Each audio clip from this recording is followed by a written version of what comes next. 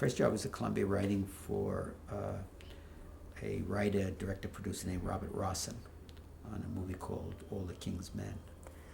And I spent 10 weeks, I didn't do any writing really, I just did, script talk with him and listening to him mainly and learning a lot. He's very experienced. And describe the atmosphere on the studio on the lot. well, I didn't get on the lot actually very much. I would just go to my office and go into his office really, and we'd spend the day talking together. And I was just so thrilled to be working in a movie studio, that I didn't get any real experience being on a lot until the next job that I had, which was after 10 weeks, my contract was up. And my agent then was a man named Harold Hecht, and his big client was Burt Lancaster. They had just formed an independent company, and they were doing a movie, wanted to do a movie called Kiss the Blood Off My Hands, from a British thriller. And they offered me a job working on that as a writer. And I was getting $250 a week from Rossen, from Columbia, and they offered me $500 a week. And I went to Rossen, I said, I'd like to stay here, which I did. I wanted to work with him. But they offered me twice as much, and he said, take it. He said, I can't pay any more than $250. So I did, and I went over there, and they paired me, because they thought I was, which was true, I was inexperienced, with a more experienced screenwriter named Ben Maddow.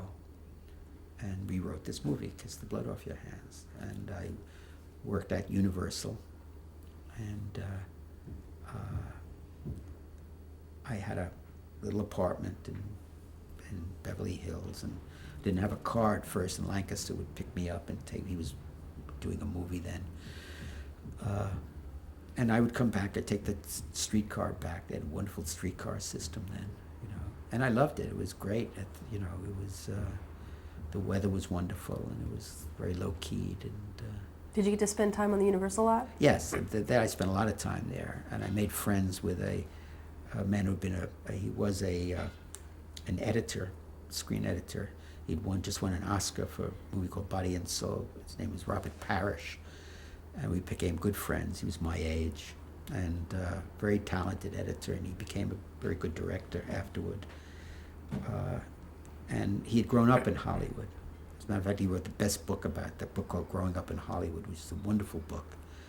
He'd come there in the 20s as a kid of 10 and become an extra, and so he knew everybody on the back lot. He knew all the technicians, all the grips and the gaffers, and I got to see a side of movie making they wouldn't ordinarily see, and I loved it. I just loved it, still do. I love going onto a movie set. There's still something, as boring as it is, making a movie, it is still, to me, something magical about it.